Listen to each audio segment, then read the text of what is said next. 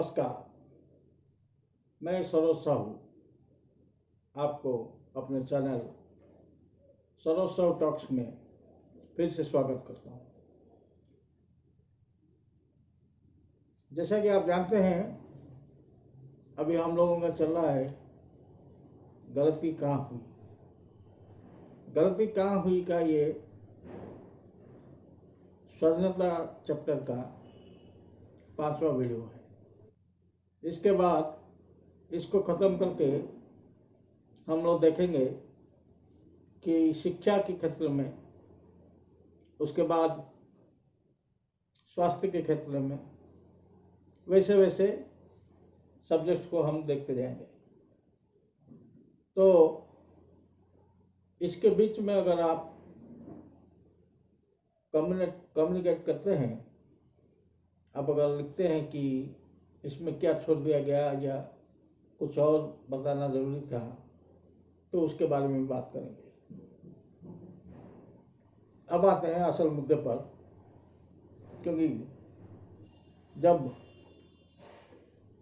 भारत के बारे में बात करने का मन होता है तो दिल इतना बड़ा हो जाता है कि वक्त की कमी महसूस होती है।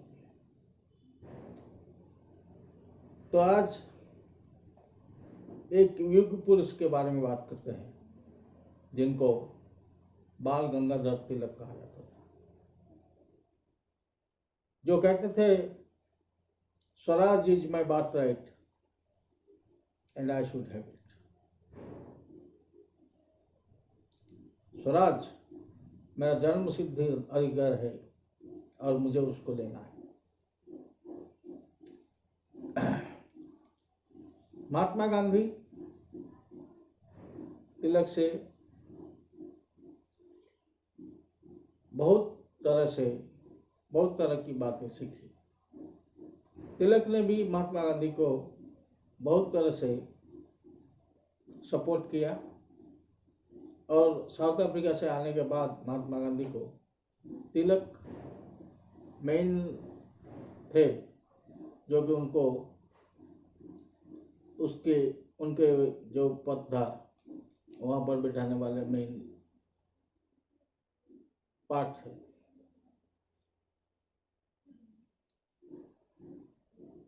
हम लोग समझते हैं, जो लोग इन इतिहास के डॉक्टर इतिहास के जो स्टूडेंट्स हैं, वो लोग समझते हैं कि स्वदेशी और foreign goods boycott movement Mahatma Gandhi द्वारा शुरू हुआ था, लेकिन नहीं। स्वदेशी मूवमेंट और बॉयकॉट फॉरेन गुड्स मूवमेंट ये तिलक जी द्वारा शुरू हुआ था। और पहले बॉयकॉट मूवमेंट शुरू हुआ। बॉयकॉट मूवमेंट जब तुल पकड़ने लगा, हर जगह से जब बॉयकॉट की खबर आने लगी, तब ये एक बात चली कि ये जो सामान की जरूरत है, अगर इसे फॉरेन गुड्स ना खरीदा जाए तो ये आपूर्ति कैसे होगी।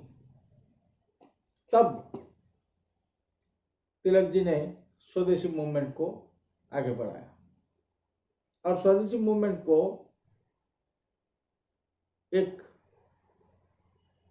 स्थिति तक पहुंचा दिया कि वो उस बॉयकॉट मूवमेंट का एक समानांतर रेखा में चलने लगा। यही है तिलक जी की सबसे बड़ी बात। तिलक जी के और दो दोस्त थे, तीन लोग भारत में लाल बाल पाल के नाम से मशहूर हुए। एक थे लाला लाजपत राय पंजाब से, दूसरा बिपिन बिहारी पाल बंगाल से। ये लोग तिलक जी के बहुत ही घनिष्ठ मित्र थे। तिलक जी एक पत्रिका करते थे केसरी, और एक पत्रिका करते थे मराठा। तिलक जी ने इंडियन होम रूल का नारा पहली बार दिया था, और तिलक जी थे जो इंडियन इंडिपेंडेंस मूवमेंट को बारे में, इंडियन इंडिपेंडेंस मूवमेंट को के बारे में जिन्होंने एक ताना बाना बोला।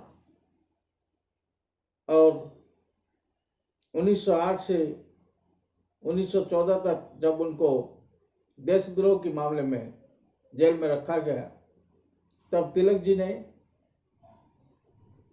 एक किताब लिखी, गीता रहस्य। इस गीता रहस्य की बिक्री से जो पैसा आया, वो पैसा इंडियन इंडिपेंडेंट मूवमेंट को उन्होंने दान कर दिया। तो तिलक जी के बारे में आज आपने सुना। ऐसे ही न जाने कितने लाखों लोग हैं, जैसे कि बाघा जतीन है, लाल बाल पाली तो तीन है, भगत सिंह है, सुखदेव हैं, राजगुरु हैं। ऐसे इतने सारे लोग इतने सारे जगहों से आए, लड़े, हंसते हंसते वंदे मातरम कहकर फांसी पर चढ़ गए। 200 साल में 20,000 लोग फांसी पर चढ़े होंगे, या फिर मरे होंगे, या फिर गोलियां खाई होंगी, या फिर कारागार में सड़ गए, अंडमान निकोबार में, बर्मा में, यहाँ वहाँ। लेकिन आखिर में पगड़ी किस पर बांधी गई? किसके सर पर पगड़ी बांधी गई? पगड़ी उसके सर पर बांधी गई जिसने भारतीयों को लड़ने के लिए ब्रिटिश साम्राज्य के आर्मी में भर दिया था, जिसने दो भाइयों के बीच बंटवारे में छोटे भाई की हिमाकत की, जिसने बड़े को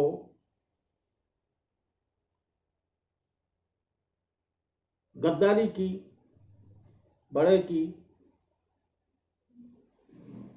शोषण करके छोटे को ज्यादा देने के लिए मजबूर किया। ऐसे में भी हम लोग बाप को तो बाप ही कहते हैं। ऐसे में भी हम लोग बाप को तो नकार नहीं सकते, क्योंकि बाद में बाप हमें बड़ा छोटा, अपना पराया, अच्छा बुरा, ये सब देखकर हमारा परवरिश में कुछ कर दे तो अलग बात है। लेकिन हम ये नहीं कह सकते कि बाप को हम बदल नहीं सकते। और अब तक मुझे ये समझ नहीं आया कि इनको बाप किसने बनाया। एक इंसान को एक राष्ट्र का पिता बनाकर मां भारती का अपमान करने का हक किसने, कहां से जुटाया? क्या मैंने आपको गुरुदेव कहा और आपने मुझे बाप कह दिया? क्या मैं आपका सर दबाया, आपने मेरा पैर दबाना शुरू कर दिया? क्या ऐसे होता है एक राष्ट्र का निर्माण? क्या ऐसे राष्ट्र का निर्माण जहां होता है उस राष्ट्र के लोग क्या सर उठाकर जी सकते हैं? कह सकते हैं कि मैं उस राष्ट्र के नागरिक हूं जहां पर ऐसे चलता है? ये सब आप खुद चिंता कीजिएगा। इतनी देर तक मुझे सुनने के लिए मैं आपका धन्यवाद अर्पण करता हूं। अगर वीडियो पसंद आया है तो लाइक कीजिएगा, नापसंद हुआ है तो कमेंट कीजिएगा। अगर दूसरों को दिखाना चाहते हैं तो शेयर कीजिएगा। चैनल अगर पसंद है तो सब्सक्राइब कीजिएगा। अगर ऐसे वीडियोस बाद में भी देखना चाहते हैं तो बेल बटन को दबा दीजिएगा। धन्यवाद। सरोज साहब।